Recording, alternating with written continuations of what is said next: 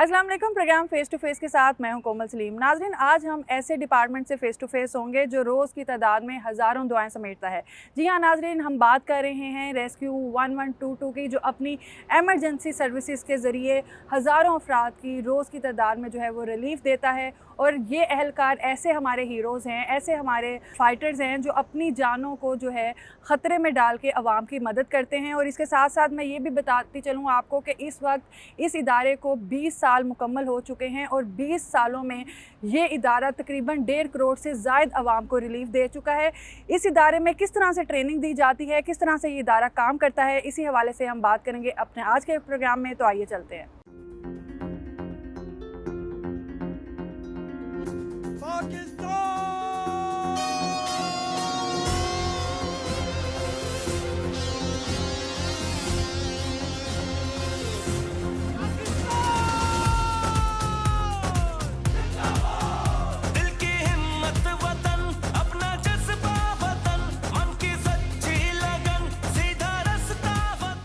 जी नाज़रीन, इस वक्त मेरे साथ डॉक्टर रिजवान नसीर साहब मौजूद हैं। आप सेक्रेटरी हैं एमरजेंसी सर्विसेज डिपार्टमेंट के। अस्सलाम वालेकुम। अस्सलाम वालेकुम। डॉक्टर साहब, सबसे पहले तो बहुत शुक्रिया अपना कीमती वक्त आज हमें देने का। 20 साल मुकम्मल हो गए हैं आपके इस डिपार्टमेंट को, तो सबसे पहले तो ये बताएं कि 20 साल का ये सफ़र जो है वो कैसे रहा? एक नामुमकिन सा सफ़र था। नामुमकिन से मुमकिन का सफ़र अगर कह सकते हैं, द मिशन इम्पॉसिबल। क्योंकि जब हमने ये सफ़र का आगाज़ किया, जब इसकी बात करनी, तो हर किसी ने कहना ये डॉक्टर साहब ये अमेरिका या यूरोप नहीं, यहाँ पे ऐसी सर्विस बन ही नहीं सकती। ये किस तरह मुमकिन होगा? इतने मिनटों में फ़ौरन एम्बुलेंस पहुँच जाएगी, फ़ौरन रेस्क्यू सर्विसेज आ जाएंगी टीमें, ये तो ट्रेनिंग हो ही नहीं सकती। यहाँ पे नहीं होने लगा।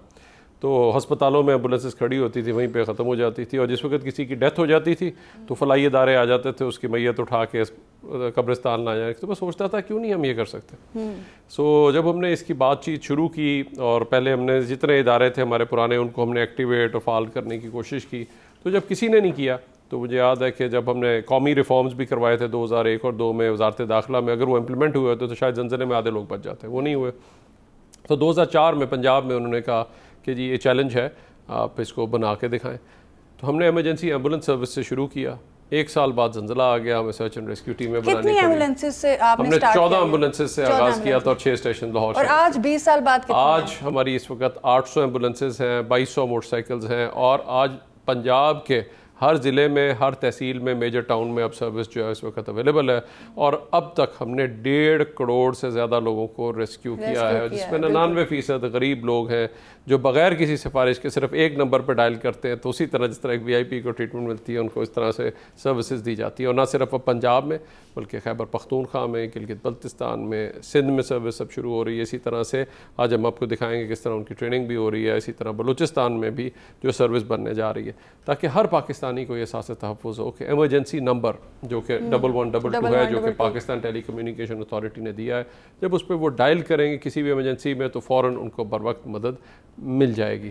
आज मैं समझता हूँ ये बहुत बड़ा ज़हनी तौर पे एक सुकून होता है कि कम से कम एक ऐसा ट्रेंड इदारा मौजूद है जिसने 1.5 करोड़ ना सिर्फ लोगों को रेस्क्यू किया, बल्कि जब हमारा जंजला आया 1 साल बाद, हमने एक और चैलेंज एक्सेप्ट किया कि हम एक बैनुल-अक़वामी सतह की टीमें बनाएंगे कि ये बेबसी दोबारा ना हो कि बाहर से टीमें आ रही हैं और हमारी टीम नहीं है। तो आज पाकिस्तान को ये एजाज़ हासिल है कि आज हमारी पाकिस्तान बाहर जाके जो है वो बाहर जाके हेल्प कर रहा है। और पूरे जनूबी एशिया के अंदर हमारी जो एमरजेंसी सर्विसेज एकेडमी है, जहाँ पे आज हम ट्रेनिंग आपको दिखाएंगे, वहाँ की जो टीम है वो पूरे जनूबी एशिया में पहली टीम है जिसको अक़वाम मुत्तहिदा से सर्टिफिकेशन मिली है। ये पाकिस्तान के लिए एक एजाज़ की बात थी। उसी की बदौलत हमने तुर्किया भी जाके रिस्पॉन्ड किया, वहाँ 15 लोगों को जिंदा निकाला, हमने तकरीबन 150 बिल्डिंगों को सर्च किया। तो ये एक बहुत बड़ा एक चैलेंजिंग ऑपरेशन थे और उनको हमने आज किया। 1.5 करोड़ लोगों को रेस्क्यू करना, डेली बेसिस पे 5000 से ज़्यादा लोगों को रेस्क्यू करना, औसत रिस्पॉन्स टाइम 7 से 8 मिनट बरकरार रखना आसान काम नहीं है। और जब रश और वो ट्रैफिक बढ़ गई तो हमने मोटर बाइक रेस्क्यू सर्विस शुरू की, और वो भी सबने कहा ये नहीं चलेगी। आज उसने 20 लाख एमरजेंसीज पे रिस्पॉन्ड किया और अपना औसत रिस्पॉन्स टाइम 4 मिनट का बरकरार रखा है। फिर आप फायर सर्विस में देखिए, जो जितने बुरे हालात थे फायर सर्विस के अंदर, अगर आप देखें तो लोग जब सारा बुझ जाती थी उस वक्त बेचारी बल्दिया वो जो थे, लोग ट्रेंड ही नहीं थे। सो आज आपने देखेंगे कि कितनी फिजिकली फिट और कितनी डिमांडिंग ये जॉब है, और उसमें आज हमने 2,22,000 से ज़्यादा फायर इंसिडेंट्स पर रिस्पॉन्ड किया है, और बर वक्त रिस्पॉन्स अब पेशा वराना फायर फाइटिंग की बदौलत अब तक हम 650 अरब से ज़्यादा के नुकसान बचा चुके हैं। और इसी तरह सैलाब देखें, 2010 के बाद से जितने अब सैलाब आते हैं उस पर हम रिस्पॉन्ड करते हैं, सिर्फ पंजाब में ही नहीं बल्कि उससे पिछले साल जब सिंध में सैलाब आया उस पर भी हमने उनको असिस्टेंस दी, ताकि वहाँ पे भी जिन लोगों तक खाना नहीं पहुँच रहा था, जो लोग सारे घर डूबे हुए थे उनको, फिर इसी तरह सतलुज में जो पिछले साल सैलाब आया उसमें कसूर से लेकर आगे पंजनद तक पूरा ऑपरेशन हमने कंडक्ट किया, 3,18,000 लोगों को हमने निकाला। अल्लाह का शुक्र है कि उसकी वजह से कोई अमवात नहीं हुई। बाद में जाके कुछ छुप के चला गया, कुछ और डूब गया तो वो और बात, लेकिन कोई भी उस ऑपरेशन के दौरान दिन और रात हमने ऑपरेशन कंडक्ट किया। हमारी कोई 400 बोट्स थी, तो 1600 के करीब हमने रेस्क्यूअर्स वहाँ पे डिप्लॉय किए जिन्होंने डे एंड नाइट ऑपरेशन किया। जब पानी वहाँ से एंटर हुआ पर जब तक वहाँ से सैलाब ख़त्म नहीं हो गया तो तब तक रेस्क्यू 1122 ने वहाँ पे सारा ऑपरेशन जो है वो साथ। अच्छा डॉक्टर साहब, आप रेस्क्यू 1122 के फाउंडर मेंबर हैं, तो एज अ फाउंडर मेंबर यहाँ पे आपसे एक सवाल तो बनता है पूछना कि जब भी हम कोई इनिशिएटिव लेते हैं और वो भी माशाल्लाह इतना बड़ा इनिशिएटिव इंसानियत के लिए, तो उसके पीछे कोई ना कोई एक दास्तान होती है, कोई ना कोई एक कहानी होती है। तो क्या सोच के, क्या माइंड में था जो आपने इतना बड़ा इनिशिएटिव लेने का सोचा? 91-92 में जब हमने पहली स्टडी की उसमें मुझे याद है कि 95% चांस ये थे कि हादसे इमरजेंसी में आपको एम्बुलेंस नहीं मिलेगी। हमारे फलाई इदारे होते थे लेकिन वो मैयतें उठाने से ऊपर नहीं गए, ना उनमें ट्रेन अमला था, ना उनमें आलात थे, तो वो ये काम तो बहुत अच्छा करते। लेकिन जिस वक्त उसकी ज़िंदगी बचानी थी तो मैं देखता था कि उस वक्त कोई भी नहीं है।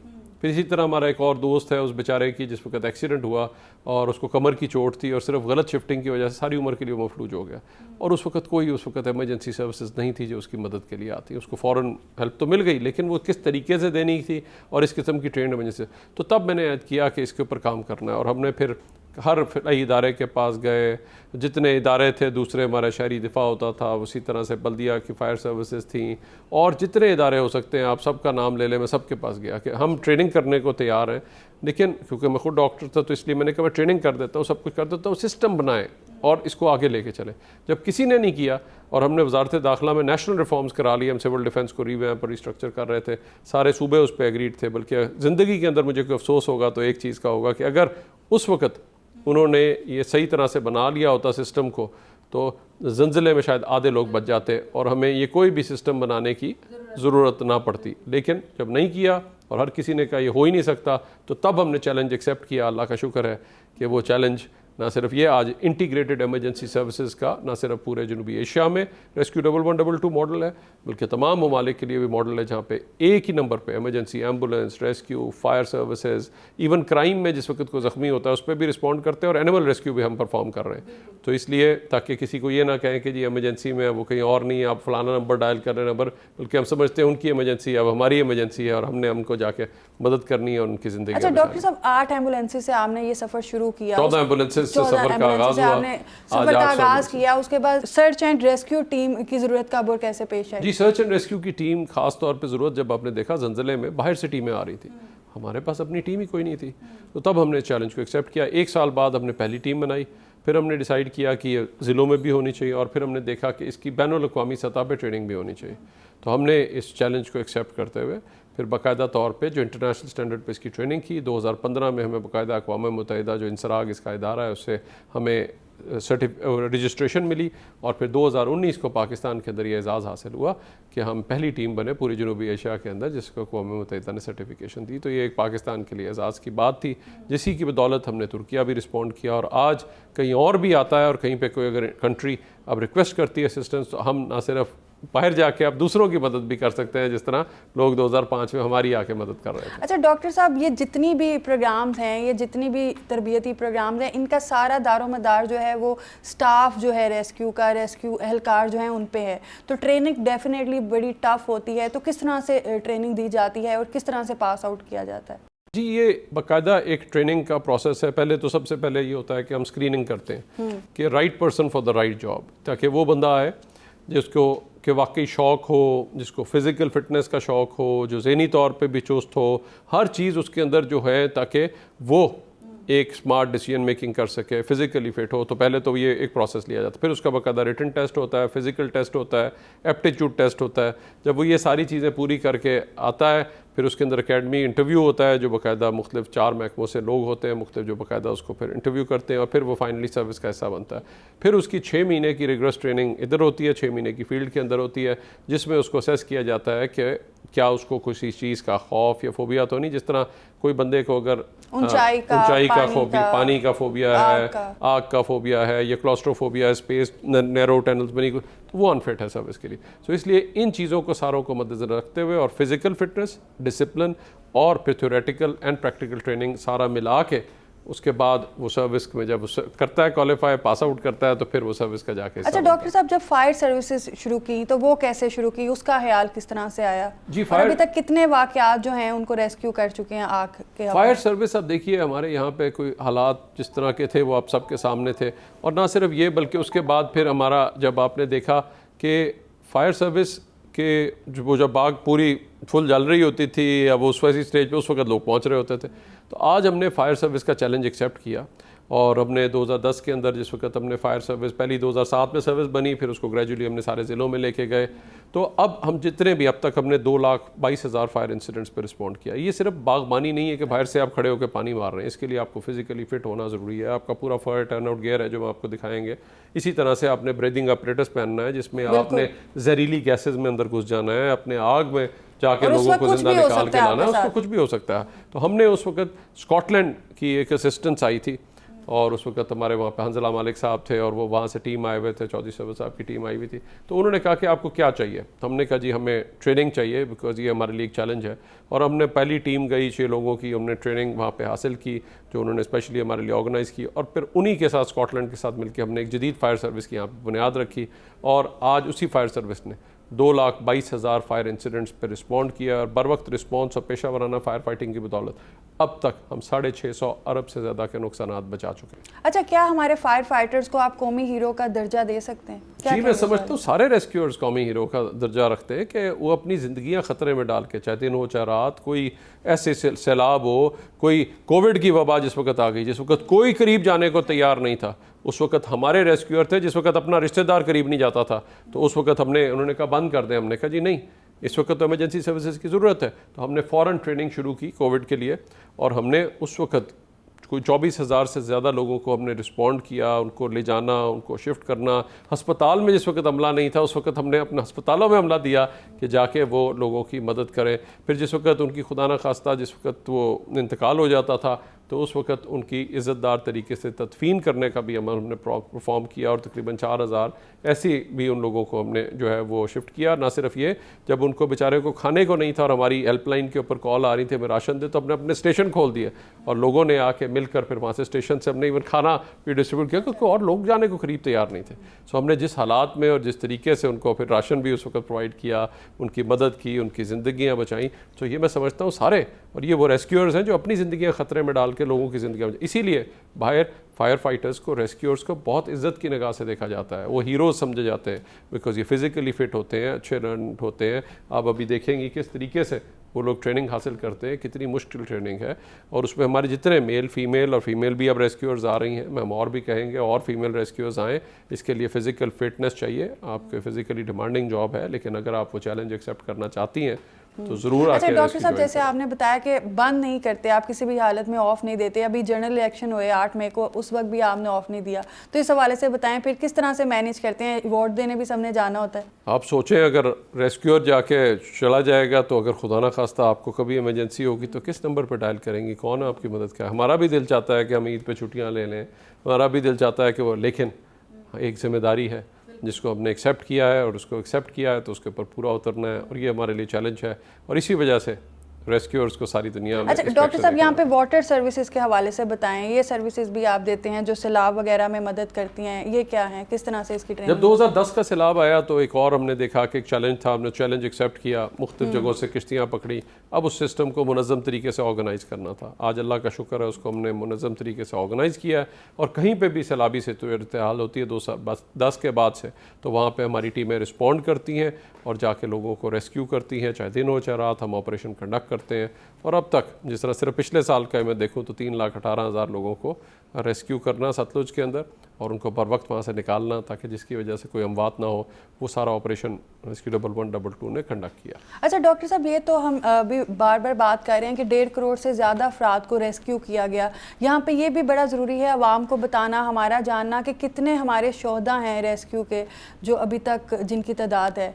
जी, हमारे ये जो हैं बहुत सारे लोग तो कुछ हादसात में हुए, लेकिन जो हमारे 22 लोग इन द लाइन ऑफ ड्यूटी भी जो है मुख्तलिफ़ किस्म का, कोई डूब गया था या कोई आग का इंसिडेंट था, उसमें अभी तक मुझे याद है किस तरीके से उसने अपने आप को, जिस तरह वहाँ पे वो एक प्रेशर इफेक्ट क्रिएट हुआ और जिसको फायर फाइटिंग करते हुए जिस जैसे ही पहुँचे तो उन्होंने जो वो 2-3 लोग थे उसको उनको बचा लिया, बट उस प्रोसेस के अंदर उनको बचाते हुए ही lost his life. And you know so वो जिस तरीके से in the line of duty जाके ये हीरोज़ काम करते हैं, परफॉर्म करते हैं, आई थिंक आज ख़ुसूसी तौर पे जिस तरीके से वो हमारे रियल हीरोज़ हैं, उनके लिए हमारी बाकायदा हीरोज़ की वॉल है, उनकी फैमिलीज़ को पूरा हम लुक आफ्टर करते हैं। और वो आज भी मैं समझता हूँ हमारा जिस तरीके से हमारे साथ वो हमेशा एक अटैचमेंट और वो चीज़ हमेशा रहेगी और उनकी फैमिलीज़ को भी हम उसी तरह से लुक आफ्टर करते हैं, वो हमारे असल हीरोज़ हैं। और यही वजह है जिस वजह से हम अपनी ज़िंदगियाँ ख़तरे में डाल के लोगों की ज़िंदगियाँ बचाते हैं, जिस वजह से रेस्क्यूअर्स को सारी दुनिया में सबसे ज़्यादा रिस्पेक्ट से देखा जाता है। अच्छा डॉक्टर साहब, मज़ीद क्विक सर्विस के लिए जो मौजूदा हुकूमत है वो आपको हेलीकॉप्टर्स भी फ्राहम कर रही है, इस हवाले से भी बताएं कि ये इनिशिएटिव जो है वो किन किन शहरों से लिया जा रहा है। जी, पंजाब में चूँकि हर जगह पे सर्विस की एक्सपेंशन हो गई, ठीक है, तो लेकिन कुछ ज़िले ऐसे थे जहाँ पे बहुत दूर दराज है, जिस तरह भावल नगर का हो गया एरिया, इसी तरह भक्कर का हो गया, मियाँ वाली हो गया, तो ये कुछ एरियाज़ थे जहाँ से जब कोई इमरजेंसी आती थी तो अगर कोई क्रिटिकल पेशेंट है, जिस तरह हेड इंजरी है या पॉलीट्रॉमा जिसमें उसके मल्टीपल हड्डियाँ टूट गई हैं, तो वहाँ पे पहुँचते हुए उसको 4 घंटे से भी ऊपर का टाइम लगता था किसी स्पेशलाइज्ड हॉस्पिटल में पहुँचने के लिए। तो जैसे ही हमने डेटा और जिस वक्त उन्होंने परफॉर्मेंस को रिव्यू किया वज़ीर आला साहब ने, तो उन्होंने फिर पंजाब में तो उन्होंने फ़ौरन इसका कहा कि ये एरियाज़ को भी हमें पर वक्त, जब तक हम वहाँ पे स्पेशलाइज्ड केयर हॉस्पिटल नहीं बना सकते, जो कि ऑब्वियसली एक बहुत महंगा है, और वहाँ पे कम से कम उनको हम एयर रेस्क्यू सर्विस जो इस किस्म के शदीद क्रिटिकल पेशेंट्स हैं या कोई बड़ी इमरजेंसी होती है सानहे में, तो हमारे पास भी वो फैसिलिटी अवेलेबल होनी चाहिए। तो इसलिए एयर एम्बुलेंस सर्विस का बाकायदा तौर पे वज़ीर आला साहब उन्होंने इसकी जो है उसकी मंजूरी दी और उन्होंने इसका ऐलान किया, साथ ही कबीना ने उसका अप्रूवल दिया, और अब इंशाल्लाह हमें 8 से अगले 8 हफ्ते के अंदर, कोई अगले 2 से 3 माह के अंदर इंशाल्लाह हम बाकायदा तौर पे पंजाब में ये सर्विस को लॉन्च कर रहे हैं। कितना फ़र्क पड़ेगा आपको लगता है इससे लोगों को रेस्क्यू करने के? इससे मैं आज समझता हूँ जी, आज पाकिस्तान के अंदर स्पेशली मैं पंजाब में ये कह सकता हूँ कि उनको लोगों को एक बुनियादी हक है कि इमरजेंसी में आपको पर वक्त मदद मिल सके, जो चाहे वहाँ पे सेंट्रल पंजाब में हमने दे दी, नॉर्थ में अवेलेबल हैं, इसी तरह जो दूर दराज के इलाके हैं वहाँ पे भी हम इस एयर एम्बुलेंस के ज़रिए फ़ौरन उन तक पहुँच सकेंगे।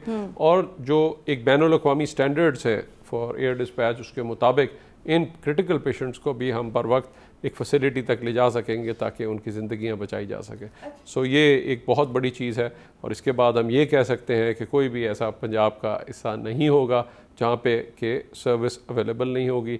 आज दहलीज़ तक जो है इमरजेंसी सर्विसेज का पहुँच जाना पंजाब के अंदर, मैं समझता हूँ एक बहुत बड़ी चीज़ है कि कहीं पे भी, अब किसी गांव में हो जाए या किसी तहसील में हो, कहीं पे भी आज किसी को इमरजेंसी हो तो फ़ौरन उनकी मदद करने के लिए आज एक निज़ाम जो है वो वहाँ पे बन गया है। और इवन दूर दराज इलाका था, क्रिटिकल पेशेंट्स की जो शिफ्टिंग है, जो हॉस्पिटल से भी जो पेशेंट थे जो प्राइमरी और सेकेंडरी हेल्थ केयर हॉस्पिटल से स्पेशलाइज्ड केयर की ज़रूरत होती थी, आज उनको भी शिफ्ट कर रहे हैं और ऐसे दूर दराज इलाकों तक भी एक्सेस होगी, और ताकि हम ऐसी सूरत हाल में भी इन एमरजेंसीज़ को बर वक्त जो है वो रिस्पॉन्ड कर सकें और ज़िंदगियाँ बचा सकें। अच्छा डॉक्टर साहब, ये जो मोटर बाइक सर्विस का जो है वो आगाज़ किया गया, आपके ख्याल में ये कितना हेल्पफुल रहा रेस्क्यू करने के लिए? क्योंकि नॉर्मली लोगों का ये जेस्चर था कि शायद ये इतना कामयाब ना हो सके, क्योंकि अगर कोई बीमार है या कोई एक्सीडेंट की सूरत में है या किसी को आग लग गई है या कोई भी हादसा पेश आया, तो मोटर बाइक उस तरह से नहीं कंफर्टेबल रहती किसी को भी रेस्क्यू करके हॉस्पिटल तक ले जाने के लिए। तो एक तो इसका मकसद क्या था, इस सर्विस को शुरू करने का मेन मकसद क्या था, और ये किस हद तक जो है वो कामयाब रहा? अब देखिए, शुरू में तो चाहे एम्बुलेंस सर्विस शुरू की, चाहे फायर सर्विस शुरू हुई, चाहे सर्च एंड रेस्क्यू शुरू हुआ, मोटर बाइक सर्विस शुरू की, हम शुरू इससे करते हैं, ये तो पाकिस्तान में हो ही नहीं सकती। तो मैं ये चीज़ बदलना चाहता हूँ और मैं यहाँ पे लोगों से कहूँगा, नथिंग इज़ इम्पॉसिबल। जब आपकी नीयत ठीक हो, आपकी लगन, आपकी डिवोशन, डेडिकेशन, अगर आपकी ये ठीक है और आपका विजन और अपने प्लानिंग आपकी ठीक है तो कोई भी चीज़ नामुमकिन नहीं। और अल्लाह ताला का शुक्र है कि इसी की वजह से आज ये जो मिशन इम्पॉसिबल था वो पॉसिबल हुआ। तो मोटर बाइक भी जब हम शुरू कर रहे थे हमने देखा कि इतनी ट्रैफिक में इजाफा हो गया, इसमें एम्बुलेंस कैसे पहुंचेगी? जो गुंजानाबाद शहर का इलाका था इसमें हम किस तरह पहुंचेंगे? तो ये हमने देखते हुए फिर हमने देखा लंदन और इस्तांबुल जैसे बड़े शहरों में क्या करते हैं, उनकी मोटर बाइक रेस्क्यू सर्विस थी। हमने फिर अपने मुताबिक उसको डिज़ाइन किया। हमने कोई बड़ी बड़ी बाइक्स नहीं ली, हमने रियलिस्टिक लिखा ऐसी बाइक्स हो जो कि फ़ौरन मेंटेन हो सकें, सारी चीज़ों को हमने अच्छा प्लान किया। आज उसी की बदौलत 20 लाख एमरजेंसीज पे हमने रिस्पॉन्ड किया और अंदरून शहर जहाँ पे कोई नहीं पहुँच सकता, जहाँ पे एम्बुलेंस नहीं पहुँच सकती, वहाँ पे वो पहुँचते हैं और उनके पास सारे इक्विपमेंट होता है ज़िंदगियाँ बचाने का। तो they are all trained emergency medical technicians. उनके पास चाहे उनको दमे की शिकायत है, कोई उनको चोट लग गई है, कोई और ऐसी सिचुएशन है, शुगर का पेशेंट उसको चेक कर सकते हैं, बीपी है। सो ये सारी चीज़ें लेके वो अद्वियात भी साथ वहाँ तक पहुँचते हैं और आधे लोग वहीं पे ट्रीट भी करके आ जाते हैं और वहीं पे लोगों की मदद भी करके आ जाते हैं और फ़ौरन ज़िंदगी बचाने का अमल शुरू कर देते हैं। उतनी देर में अगर ज़रूरत है तो एम्बुलेंस पीछे बैकअप में आ जाती है और उसकी हम जो फ़ौरन बचाने का जो उस वक्त रिससिटेशन है वो प्रोसेस शुरू कर देते हैं और साथ ही एम्बुलेंस बैकअप पे होती है। तो ऐसे पेशेंट्स को बचा सकते हैं। और 20 लाख एमरजेंसीज पे रिस्पॉन्ड करना, 4 मिनट का औसत रिस्पॉन्स टाइम, ये बैनुल अक़वामी सतह पे भी एक अचीवमेंट है। अच्छा डॉक्टर साहब, सुना है आप नया एक प्रोग्राम भी ला रहे हैं जिसका नाम रेस्क्यू स्क्वाड है, तो ये प्रोग्राम क्या है और आम शहरी इसमें किस तरह से हिस्सा ले सकते हैं? देखिए, एक जो सबसे इम्पोर्टेंट चीज़ है वो ये है कि अगर आप किसी को भी कॉल करेंगे तो उसको चंद मिनट लगते हैं आने में, और अगर कोई बड़ा सानिया होता है तो वहाँ पे अगर आपके लोग ट्रेंड होंगे तो जितना वो साथ मिल के आपके काम कर सकते हैं उसका कोई नेमो बदल नहीं। ठीक। तो जो सबसे इंपॉर्टेंट चीज़ है मैं लोगों से कहूँगा कि आज हर वक्त आप फ़ोन पे होते हैं, सोशल मीडिया पे होते हैं, वहाँ पे एक लाइफ सेवर ऐप डाउनलोड कर लें। उसका नाम है पाक लाइफ सेवर ऐप। ये फ्री ऑफ कॉस्ट है। ठीक है। और ये बार बार हफ्ते में एक बार चंद मिनट लगेंगे, वो वीडियो को देखें, एक तकिया ले लें, उस पर CPR की प्रैक्टिस करें, तो थोड़ा सा सख्त तकिया और उसके ऊपर प्रैक्टिस कर लें। अगर ये आप बार बार प्रैक्टिस करते रहेंगे और अपने करीबी रेस्क्यू स्टेशन पे जाके फिर आप हैंड्स ऑन उसका टेस्ट दे सकते हैं और बाकायदा सर्टिफिकेट भी ले सकते हैं। तो ये आप एक पाक लाइफ सेवर बने। अगर आप उससे अगले सतह पे जाना चाहते हैं तो हमारी रेस्क्यू स्काउट की ट्रेनिंग है, वो हासिल करें। और फिर उससे अगले सतह पे जाना चाहते हैं तो अपने इलाके में मिलकर अपने दोस्तों की एक कम्युनिटी इमरजेंसी रिस्पांस टीम बना दें, ताकि जब कोई वहाँ पे बड़ी इमरजेंसी आसानियाँ हो तो हमारे साथ मिलकर आप ज़िंदगियाँ बचाने में हमारा साथ दे सकें। मैं समझता हूँ ये एक बहुत बड़ा काम होगा। तो मैं लोगों से भी अपील करूँगा आज कि सिर्फ एक काम करना है, अपने फ़ोन पे जाएं, पाक लाइफ सेवर ऐप डाउनलोड करें और आप रेस्क्यू का हिस्सा बन सकते हैं। ज़िंदगियां बचाने के मिशन में आज हमारे साथ मिलकर अहद करें कि आप रेस्क्यू का साथ देंगे, ज़िंदगियां बचाने में साथ देंगे। और कहते हैं जिसने एक ज़िंदगी बचाई गोया उसने पूरी इंसानियत को बचाया, तो ये बहुत बड़ा काम है। अच्छा डॉक्टर साहब, यहाँ पे पूछना चाहूँगी, ये रेस्क्यू 1122 जो आपने सोचा, एक telephone number, help line number, ये क्या सोच के आपने 1122 रखा था? देखिए, बरतानिया में या अमेरिका में, हमारा अमेरिका में 911 है और जो हमारा बरतानिया में 999 है, लेकिन आज पूरा जो यूरोप बाद में बना उसकी जो हेल्पलाइन है 112 है। ठीक है। ये जो पुराना डायल फ़ोन होता था उस वक्त ये 911 और 999 आया, जबकि ये 1122 पहले 2 डिजिट्स हैं आपके डायल पैड के, तो आप अंधेरे में भी जल्दी भी डायल कर सकते हैं, इजीली याद भी रख सकते हैं, और प्लस ये पहले 2 डिजिट्स हैं जिनको डायल भी आप फ़ौरन कर सकते हैं। सो ये इसके ऊपर बड़ी डिस्कशन और डिलिबरेशन के बाद 1122 as an emergency number select हुआ और हमने पुराना जो हमारा पुलिस का नंबर था 15 वो बरकरार रखा। सो तो आज पाकिस्तान के अंदर अगर 2 मेन एमरजेंसी नंबर्स हैं, एक है 1122 जो हर किस्म की एमरजेंसीज को रिस्पॉन्ड करता है, लेकिन अगर खुदा न खास्ता कोई क्राइम में आप इन्वॉल्व हैं तो उस सूरत हाल में आप 15 पे डायल करें। और एक हमारा तीसरा, अगर आप मोटरवे पे हैं तो मोटरवे की हेल्पलाइन है जो कि 130। सो अगर आप ये 3 नंबर अगर आप याद रख लें, मैं समझता हूँ खुदा ना खास्ता अगर कोई भी इमरजेंसी होगी तो, और आपस में हमारा भी रब्ता है, तो अगर हमें कोई कॉल आ जाती है जिसमें क्राइम इन्वॉल्व है तो हम पुलिस को बता देते हैं, और अगर पुलिस हेल्पलाइन पे आती है वो हमें बता देते हैं। तो ये आपस में हमारी बड़ी क्लोज कोऑर्डिनेशन होती है, बिकॉज हर जगह पे हमने पहुंचना है तो वहाँ पे हमने मिलकर काम करना। अच्छा डॉक्टर साहब, जैसे पहले भी अभी हम बात कर रहे थे कि जो सारी सर्विसेज हैं, सारी ट्रेनिंग्स जो हैं, वो सारी जो हमारा स्टाफ है, हमारा जो अमला है, हमारे जो एहलकार हैं, उन पर डिपेंड करता है, उनका स्ट्रॉन्ग होना बड़ा ज़रूरी है, उनकी ट्रेनिंग का स्ट्रॉन्ग होना बड़ा ज़रूरी है। तो यहाँ मैं पूछना चाहूँगी कि जो इनकी ट्रेनिंग होती है इसका ड्यूरेशन कितना होता है? जी, ये इनिशियल ट्रेनिंग तो 6 महीने की है, फिर 6 महीने की फील्ड में ट्रेनिंग जारी रहती है, लेकिन साथ साथ भी मुसलसल इनका हर महीने इनका एक थ्योरेटिकल टेस्ट और साथ ही फिज़िकल टेस्ट भी लिया जाता है ताकि वो अपनी फ़िटनेस को वहाँ पे भी बरकरार रखें, ये ना हो कि फील्ड में जाके वो अनफिट हो जाए। तो इसलिए ये बाकायदा होता है और उनकी बाकायदा रिपोर्ट होती है, और कोई भी अगर मोटा हो जाता है, अनफिट हो जाता है, तो उसके खिलाफ फिर अप्रोप्रिएट एक्शन लिया जाता है। बिकॉज जब आप ये हल्फ ले रहे हैं तो ये फिर आपकी जिम्मेदारी है कि इमरजेंसी सर्विस के लिए आप फिट हो, ताकि ये ना हो कि जब आप रेस्क्यू करने जाएं तो किसी को रेस्क्यू करने की बजाय आपको रेस्क्यू किया जा रहा है। तो इसलिए इसके लिए फिटनेस बहुत ज़रूरी है और इसके लिए डेली एक्सरसाइज बहुत ज़रूरी है, और यही डेली एक्सरसाइज और स्किल्स को बार बार दोहराना बड़ा ज़रूरी है, फिर ही आप लोगों की ज़िंदगियाँ जो है वो बचा सकते हैं। अच्छा डॉक्टर साहब, एक तो आज आपने हमें मौका दिया है, तो इस मौके का हम भरपूर फ़ायदा उठाएंगे, आपके वक्त का भरपूर फ़ायदा उठाएंगे, और जो डिस्कशन हम अभी यहाँ अंदर आपके ऑफिस में बैठ के कर रहे हैं, हम भी चाहेंगे और हमारे देखने वाले नाजरीन भी चाहेंगे कि हम बाहर चल लें फील्ड में और देखें कि किस तरह से जो है वो ट्रेनिंग दी जाती है। तो अभी नाजरीन चलते हैं एक ब्रेक की तरफ, ब्रेक के बाद वापस आएंगे और देखेंगे कि रेस्क्यू 1112 अपने एहलकारों को ट्रेनिंग कैसे देता है।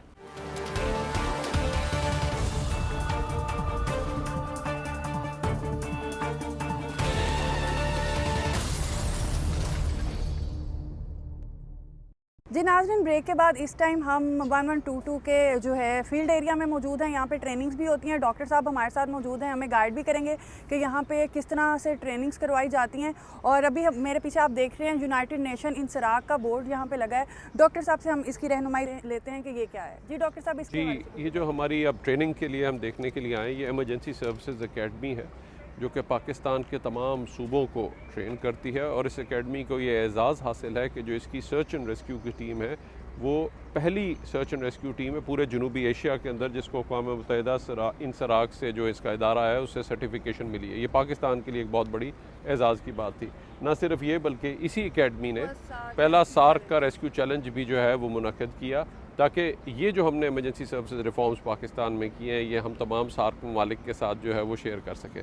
तो वहाँ पे किस तरह से आज ट्रेनिंग होती है आज हम वो आपको दिखाएंगे, क्योंकि ये बड़ी टफ़ ट्रेनिंग है। कहते हैं ना, sweat saves blood, train hard work easy. तो इसलिए यहाँ पे जो ट्रेनिंग करके जाते हैं उसी की बदौलत फील्ड में आज हमने 1.5 करोड़ से ज़्यादा लोगों को रेस्क्यू किया है।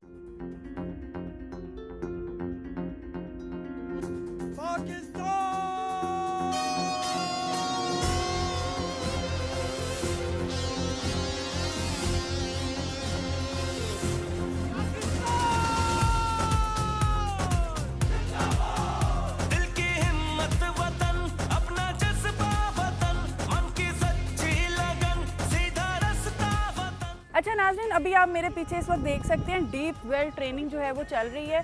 और ये ट्रेनिंग क्या है और किस लिए दी जाती है, किस तरह से दी जाती है, डॉक्टर साहब से इस बारे में हम पूछते हैं। जी डॉक्टर साहब बताइएगा। जी, ये आपने देखा होगा काफ़ी सारे हमारे ख़ास खुसूसी तौर पे साउथ में अगर देखा जाए तो वहाँ पे इस तरह के घर की कुएँ बनाए जाते हैं, जहाँ पे कि वहाँ से पानी भी वो लोग लेते हैं और साथ ही जो डिस्पोजल के लिए भी बनाए जाते हैं। तो ऐसी सूरत हाल में जिस वक्त भी लोग नीचे जाते हैं, कोई वहाँ पे जहरीली गैसेज हैं तो उसकी वजह से कोई नीचे रह गए, उसके पीछे दूसरा बंदा गया वो भी नीचे रह गया, तो ऐसी सूरत हाल में उनको रेस्क्यू करना पड़ता है। तो आप ये देख सकते हैं कि नीचे अगर आप देखें ये कैमरा, तो यहाँ पर नीचे अंदर इस वक्त एक विक्टिम है, उनको निकाल के लेकर आना है। तो अगर खुदा ना खास्ता आप कभी गिर जाएँ तो फ़ौरन आपने सिर्फ एक नंबर पर डायल करना है, 1122 पे। वहाँ पर रेस्क्यू टीमें जो है वो रेस्क्यू करने के लिए आ जाती हैं। और ऐसी सूरत हाल में जहाँ पे एक बंदा अंदर ट्रैप हो गया, बजाय कि आप पीछे जाएं और आप भी फंस जाएं उन्हीं जहरीली गैसों में, आप बेहतर है कि टीम को कॉल कर लें जो कि ब्रीदिंग अपरेटस इन्होंने पहना हुआ है, उसकी मदद से जाकर उनको रेस्क्यू कर सकते हैं। जी नाज़रीन, ये जैसे कि आप देख रहे हैं, डॉक्टर साहब ने जैसे बोला है कि अगर खुदा ना खास्ता कोई फंस जाए किसी गटर में या किसी गहरी खाई में, तो आप 1122 को फौरी कॉल करें। और एक चीज़ मैं देख रही हूँ जो मुझे बहुत अच्छा हो रहा है और बहुत प्राउड भी फील हो रहा है कि फीमेल्स इस ट्रेनिंग का जो हिस्सा है। तो इतनी टफ ट्रेनिंग है, किस तरह से फीमेल्स को हम आपको भी इनवाइट करते हैं कि आप भी ये ट्रेनिंग आके हासिल करें, ये ज़िंदगियाँ बचाने में जो है वो रेस्क्यू का साथ दें। ये जो है ऑब्वियसली एक टफ ट्रेनिंग है और उसमें ये हमारी आज सिंध से ट्रेनिंग के लिए आई हुई है स्पेसिफिकली, और ये ट्रेनिंग इस वक्त हासिल कर रही है एकेडमी, सारे प्रोविंसेस को इस वक्त ट्रेन कर रही है। सिंध के भी लोग हैं यहाँ पे, बलोचिस्तान के भी हैं, पंजाब के भी हैं। ये देखा आपने उस विक्टिम को उन्होंने निकाल के ले आए। अच्छा, जैसे कि हमने डॉक्टर साहब पहले भी बात की थी कि रेस्क्यू 1122 सिर्फ पंजाब से स्टार्ट हुआ था, जो इनिशिएटिव था वो पंजाब से लिया गया, और इस वक्त हम देख सकते हैं कि पीछे सिंध के भी जो लोग हैं, सिंध के भी जो ट्रेनिंग कर रहे हैं यहाँ पे आके, जो स्टाफ है रेस्क्यू का, तो तो अब ये जो रेस्क्यू 1112 है वो पूरे पाकिस्तान में फैल चुका है और तकरीबन 1.5 करोड़ से ज़्यादा लोगों को, अफराद को ये रेस्क्यू कर चुका है। और जैसे कि हम कहते हैं नॉर्मली एक वो जेस्चर होता है कि फ़ीमेल्स बड़ी नाजुक होती हैं और फीमेल्स इस तरह काम नहीं कर सकती या इस तरह से हार्ड वर्क नहीं कर सकती, तो ये एक नाज़रीन पाकिस्तान की फ़ीमेल्स की एग्जांपल है आपके सामने कि किस तरह से फीमेल्स इतनी टफ ट्रेनिंग जो है वो यहाँ कर रही हैं। आगे चलते हैं डॉक्टर साहब, हम देख रहे हैं कि देख रहे हैं कि सैलाब का पूरा जो ऑपरेशन है वो आज रेस्क्यू 1112 कंडक्ट करता है। और अभी भी पिछले साल का जो सैलाब आया उसमें 2023 के अंदर पूरा सतलुज के अंदर जो है वो रेस्क्यू 1112 ने कसूर से लेकर पानीनत तक पूरे ऑपरेशन को कंडक्ट किया। आज आप ये देखें कि इस वक्त ये आप पूरा जो है वहाँ पे बोट्स जो है वो उनको ट्रेनिंग दी जा रही है, फ्लड में किस तरीके से रिस्पॉन्ड करना है, साथ ही साथ इंजन या ट्रबल शूट किस तरह से करना है। और ये सारा ऑपरेशन जो है वो इस तरीके से जो है वो देखा जाता है कि यहाँ पे ये सारी इनको साथ साथ ट्रेनिंग दी जाती है कि वहाँ पे जब दरिया में है वहाँ पे कोई प्रॉब्लम ना हो, किस तरह से इंजन्स को मैनेज करना है, किस तरह से पूरा ऑपरेशन कंडक्ट करना है, उसकी साथ साथ यहाँ पे हैंड्स ऑन ट्रेनिंग दी जाती है। अच्छा, यहाँ पे CPR की ट्रेनिंग चल रही है, जो इंजरीज होती हैं, सॉफ्ट टिश्यू इंजरीज हो गई या और इंजरीज, थोड़ा सा बताएं। सबसे पहले चीज़ है कि अगर किसी का दिल रुक गया है तो उसको दिल को मुतहरिक करना है, जिसको हम कहते हैं CPR। ज़रूरी है कि फ़ौरन आप दिल को चलता हुआ रखें, मसनूई तौर पे शायद रखें ताकि दिमाग को जो सर्कुलेशन है वो चलती रहे और ऑक्सीजन मिलती रहे। तो उसके लिए बल्कि मैं लोगों से भी अपील करूँगा और आपसे भी कहूँगा कि आज आप पहली हमारी वॉलंटियर भी बने और साथ लोगों से मैं कहूँगा जहाँ पे सोशल मीडिया का इस्तेमाल कर रहे हैं तो उसका बामकसद इस्तेमाल करें। पाक लाइफ सेवर एक ऐप है जिस पे आप जा सकते हैं और ये प्राइम मिनिस्टर साहब का प्रोग्राम है ताकि उस पे जाके आप CPR की ट्रेनिंग हासिल करें। मुझे यकीन है कि अगर आज आपने ट्रेनिंग हासिल की होगी तो कल को खुदा ना खास्ता अगर घर में भी आपकी कोई इमरजेंसी होगी तो आप ज़िंदगी बचा सकते हैं। और कहते हैं जिसने एक ज़िंदगी बचाई गोया उसने पूरी इंसानियत को बचाया। तो मैं समझता हूँ ये बहुत बड़ा काम होगा, लेकिन इसके लिए सही तरीके से फोर्स लगाना और ये चीज़ें करना बड़ा ज़रूरी है। तो इसके लिए मैं आपको कहूँगा कि आप आइए और आप भी इसको ट्राई करें एक बार। ठीक हो गया, चलें आप पूरा नीचे, और ये आवाज़ जहाँ पे टक की आती है इसका मतलब 2 से 2.5 इंच आपने दबाना है और ये 100 से 120 बार दबाना है जब तक कि इंसान बहाल नहीं हो जाता है उसका। तो ये इस तरह से नाज़रीन आपको जैसे डॉक्टर साहब ने बताया कोई भी इमरजेंसी हो जाती है, वैसे तो इस पे भी काफ़ी जोर लगता है जो CPR की ट्रेनिंग इसमें है। अगर आप फिजिकली फिट नहीं है तो 1000 बार चेस्ट दबाना पड़े, फिट नहीं है तो इसका मतलब ये कि मैंने आपकी अभी CPR हो रही है। 10-15 बार दबाया है तो मेरी CPR होने के करीब हो गया, तो ये भी एक टफ ट्रेनिंग है। टिश्यू इंजरीज, हाँ, अगर किसी को सॉफ्ट टिश्यू इंजरी है, कोई जख्म आ गया कुछ और या अंदर कोई चीज़ चली गई है, उसको किस तरीके से पट्टी करनी है। किसी का फ्रैक्चर हो गया है, ये आप देख सकते हैं उसको किस तरह से करना है। ये फ्रैक्चर जो है आप साथ देख सकते हैं। इसी तरह से ये अगर कमर की चोट का कोई मरीज है या कोई मेजर एक्सीडेंट हो गया उसको शिफ्ट करना हो, उसको स्पाइनल इंजरी के लिए खास तौर पे होता है, इसको स्पाइन बोर्ड कहते हैं। ये आप देख सकते हैं कि शिफ्ट कर रहे हैं स्पाइनल इंजरी पेशेंट को और किस तरह से स्पाइन बोर्ड से उस पेशेंट को उठाया जाता है, ये आप उसका देख सकते हैं। यहाँ पे नाज़रीन एक डेमो भी रिकॉर्ड किया जाएगा जो डॉक्टर साहब हमें लाइव दिखाएंगे डेमो कि अगर किसी गाड़ी को आग लग जाए तो किस तरह से जो रेस्क्यू का स्टाफ है वो किस तरह से उस गाड़ी को बचाता है। वो देखें आप पीछे हमारे देख सकते हैं कि गाड़ी को आग लगाई जा रही है और उसके बाद जो है वो रेस्क्यू 1112 के जो स्टाफ है उनका ऑपरेशन शुरू होगा कि किस तरह से वो इसको बचाएँगे। ये जैसे कि नाज़रीन आप देख सकते हैं कि पूरी तरह से डेमो करके यहाँ पे दिखाया जाता है, सिखाने के लिए, ट्रेनिंग देने के लिए कि कोई भी सिचुएशन, किसी किस्म की भी सिचुएशन से किस तरह से जो है वो हम डील कर सकते हैं। जी, अब ये इमरजेंसी रिस्पांस दिखा रहे हैं कि अगर जब आग लगती है और उसमें किस तरीके से रिस्पॉन्ड करना है। तो ये दोनों हमारा फायर क्रू जो है उसको रिस्पॉन्ड करेगा फायर को, और उसमें बड़ा चुस्त होना, बड़ा एक्टिव होना, फ़ौरन रिस्पॉन्ड करना बड़ा ज़रूरी है। बिकॉज फायर में रिस्पॉन्स अगर बहुत लेट हो जाए तो इसी तरह मैं लोगों से भी कहूँगा कि फायर में जितनी बर वक्त कॉल आएगी उतनी बर वक्त आपको मदद मिलेगी। अगर फायर पूरी फैल के पूरा उसने सारा बिल्डिंग को या घर को पूरा घेर लिया हुआ है तो फिर ऑब्वियसली उसके बाद आप बहुत लेट कॉल कर रहे हैं। तो फायर में बड़ा ज़रूरी है कि जल्द अज जल्द कॉल करें ताकि हम फ़ौरन ऐसी सूरत हाल में रिस्पॉन्ड कर सकें।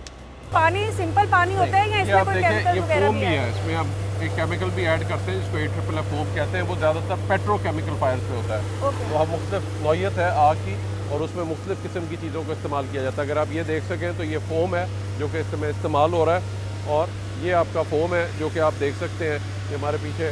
तो ये पेट्रोकेमिकल जहाँ पे फायर्स होती हैं उनके अंदर इसको इस्तेमाल किया जाता है।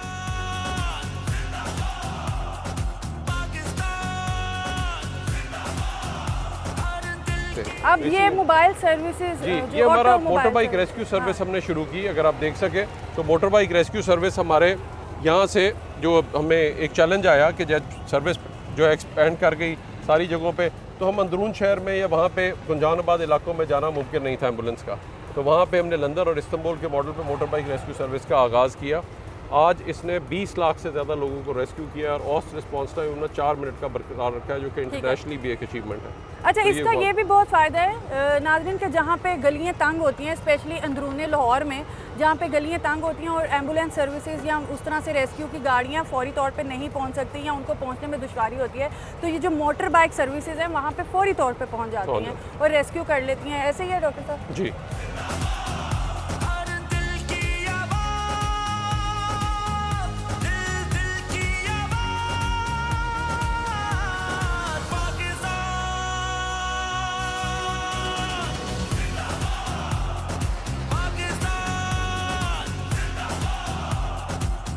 अच्छा, ये जो नाज़रीन अभी आप देख सकते हैं हमारे पीछे यहाँ पे बर्न हाउस मौजूद है। ये एक डेमो बनाया गया है कि अगर किसी भी घर को या किसी भी बिल्डिंग को आग लग जाती है तो इस सिचुएशन में किस तरह से रेस्क्यू करना है। ऐसे ही है डॉक्टर साहब? जी, ये बिल्कुल हमारे फायर ट्रेनिंग के ऑफिसर हैं चार्ज, तो ये बताएंगे कि किस तरीके से ये हमारा यहाँ पे ये एक मॉडल बनाया गया है जहाँ पे एक गोदाम है, जहाँ पे ये हमारी शॉप्स हैं और ऊपर एक जो है अपार्टमेंट बिल्डिंग है। तो उसमें किस तरीके से हम फायर ड्रिल कराते हैं और एक्चुअली रियल टाइम इसमें आग लगाई जाती है। जी, thank you very much sir. जैसा आप देख सकते हैं एक 3 स्टोरी बिल्डिंग है। जितनी ट्रेनिंग्स आप देख रहे हैं और सर ने आपको ब्रीफ किया, ये तमाम की तमाम पर्पस बिल्ड सिमुलेटर्स के ऊपर हम कंडक्ट कर रहे हैं और that's the difference between a normal service and this professional fire service. ये एक 3 स्टोरी बिल्डिंग है जिसमें हमने गोडाउन शो किया है बेसमेंट में, then we got a measurement floor जिस पर दुकानें हैं और टॉप के ऊपर लिविंग अपार्टमेंट्स हैं मेज शेप में। ये वो सिनेरियो है जो आपको पंजाब में जनरली मिलता है या इवन पाकिस्तान में। ये जनरल एंट्री प्रोसीजर है जो आप देख रहे हैं कि लोग एंटर हुए हैं from multiple sites, they are wearing their special equipment, their turnout gear, self contained breathing apparatus जिसको आप सिलेंडर भी आम जुबान में कह सकते हैं, जिसमें इनके पास कंप्रेस्ड एयर है और तकरीबन ये 30 से 45 मिनट तक they can go on with that. इससे ये होता है कि जहरीली अगर गैसेज या जहरीली एनवायरनमेंट भी है उसके अंदर भी ये ब्रीदिंग अपरेटस पहन के उसके साथ जा सकते हैं। तो ये खसूसी तौर पे और उसको बाकायदा डॉक्यूमेंट किया जाता है जिस वक्त जो एंट्री करते हैं और तकरीबन आधे से पौने घंटा जो ऑपरेशन है वो कंडक्ट कर सकते हैं। अब आप ये देख सकती हैं कि ये टीम एक बाहर से आ रही है, ये निकाल के लेकर आ रही है विक्टिम को। और इस तरह से देखें नाज़रीन, ये हमारे सामने डेमो लाइव दिखाया जा रहा है कि अगर कोई खुदा न खास्ता आग लगने की सूरत हाल पैदा हो जाए तो किस तरह से टीम रेस्क्यू करती है वहाँ पे फंसे हुए अफराद को।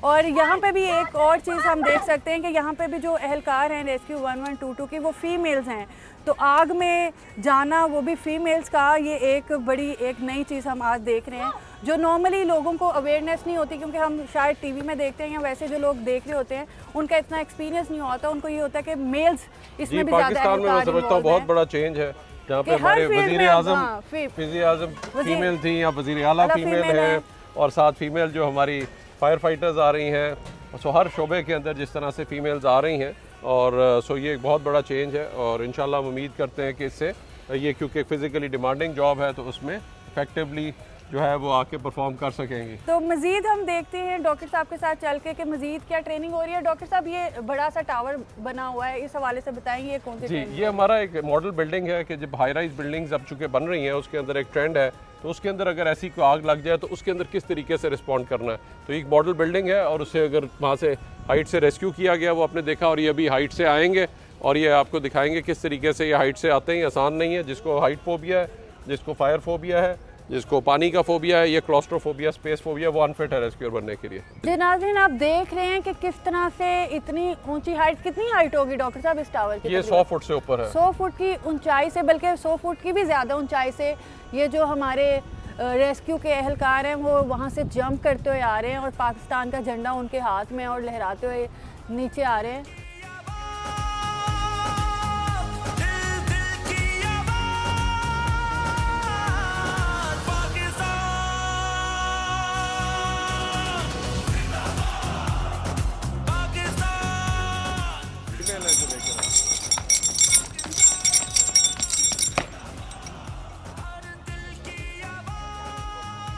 अच्छा डॉक्टर साहब, अभी हम जैसे कि देख सकते हैं स्विमिंग पूल ट्रेनिंग एरिया में हम मौजूद हैं। इस हवाले से बताएं, ये किस हवाले से ट्रेनिंग हो रही है? ये जो है अगर आप देखें तो ये हमारा एक डाइवर है। ठीक अक्सर है। हमें कॉल्स आती हैं जहाँ पे अंदर बॉडीज़ जो होती हैं वहाँ से हमें रिकवर करना पड़ता है, तो वहाँ पे हम डाइविंग ऑपरेशन कंडक्ट करते हैं और वहाँ पे जाके तलाश करते हैं कि अगर कोई वहाँ पे बॉडी है या कोई अंदर बंदा ट्रैप है उसको पानी से निकालने के लिए। तो ये हमारे ड्राइवर्स हैं और ये ड्राइविंग की ट्रेनिंग दी जाती है उनको। जी hold set, hold marks, when you ready, jump. जी नाज़रीन, जैसा कि आपने देखा कि किस तरह से डाइविंग की जो ट्रेनिंग है वो दी जा रही है और फिर ये साथ इनको ही साथ आप देखती हैं कि स्विमिंग की भी ट्रेनिंग इनकी साथ साथ चल रही है। तो साथ साथ क्योंकि हर रेस्क्यूअर को साथ तैराकी भी आनी चाहिए, तो डेफिनेटली। ताकि अगर खुदा ना खास्ता कोई डूब रहा है तो उसको रेस्क्यूअर जो है रेस्क्यू कर सके। अच्छा, फिर इनकी ये भी ट्रेनिंग होनी चाहिए कि मैक्सिमम से मैक्सिमम टाइम ये पानी के अंदर रह सकें। जी वो होता है, अब ये देखें डाइवर ने जाके वो डाइव करके निकाल के एक बच्चे को लेकर आए हैं, अंदर नीचे वेल्स थे उसमें से रिकवर करके लाई हैं और अब ये बच्चे की CPR करेंगे। कोई है जो रेस्क्यू 1112 को कॉल कर सकता है? 1001, 1002, 1003, 1004, 1005. No pulse, no breathe. 1, 2, 3, 4, 5, 6, 7, 8, 9, 10, 11, 12, 13, 14, 15, 16, 17, 18, 19, 20, 1, 2, 3, 4, 5, 6, 7, 8, 9, 1. अच्छा, तुर्की में जब जैसे डॉक्टर साहब ने बताया, जब पाकिस्तान रेस्क्यू की तरफ से 1122 की रेस्क्यू की टीम जब तुर्की गई है वहाँ रेस्क्यू करने, तो वहाँ पे जैसे मैं पहले से बता रही हूँ कि फ़ीमेल्स हर कदम पे कदम मिला के जो है ये इस रेस्क्यू टीम के साथ चल रही हैं। तो तुर्की जाने वाली भी जो थी वो खातून ही थी, हमारे साथ मौजूद हैं। दीबा नाम है आपका। अस्सलाम वालेकुम। वालेकुम अस्सलाम। कैसी हैं आप? फ़ाइन अल्हम्दुलिल्लाह। अच्छा, थोड़ा सा एक्सपीरियंस बताएं कि जब पाकिस्तान से सबसे पहली रेस्क्यू टीम जो गई थी वो पाकिस्तान से गई थी तुर्की में, तो क्या किस तरह से आप लोगों ने रेस्क्यू किया, क्या एक्सपीरियंस रहा वहाँ पे आपका?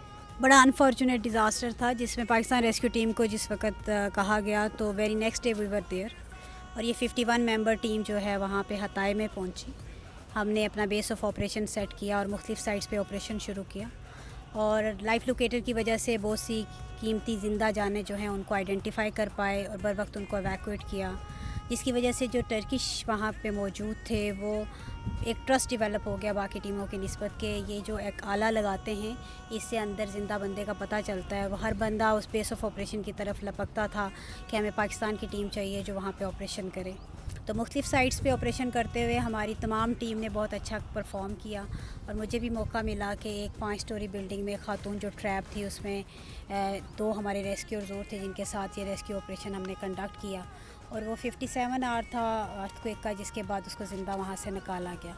लेकिन कोशिश अंदर ये थी कि एक टाइम आया था कि शायद उसकी टांग काट के निकालना पड़े, तो मैक्सिमम रिस्क लिया गया। अंदर जब ऑपरेशन या कटर्स आपने देखे हैं ये यूज़ करते थे तो ऊपर से और मलबा गिरता था, तो उस वक्त सिर्फ आपको या तो अल्लाह याद आता था और या ये होता था कि आप अगर डर रहे हैं तो आप नहीं कर सकते, और अगर आप मैक्सिमम रिस्क लेके अपने ब्रदर मुल्क की मदद करना चाहते हैं तो आप, तो इस तरह हमारे हर बंदे ने किया।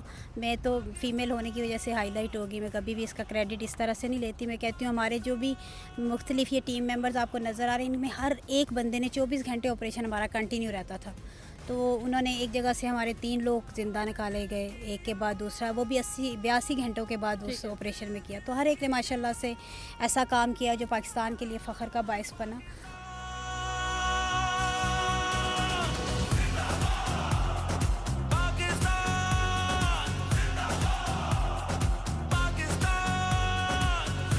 नाज़रीन, नॉर्मली जो फ़ीमेल का एक जाता है तासुर, वो ये जाता है कि फ़ीमेल जो होती हैं वो नाजुक होती हैं, तो नाजुक फ़ीमेल्स का इतनी हार्ड ट्रेनिंग करना और इतनी टफ़ ट्रेनिंग करना वो डेफिनेटली थोड़ा सा शॉकिंग होता है और फ़ीमेल के लिए भी चैलेंजिंग होता है।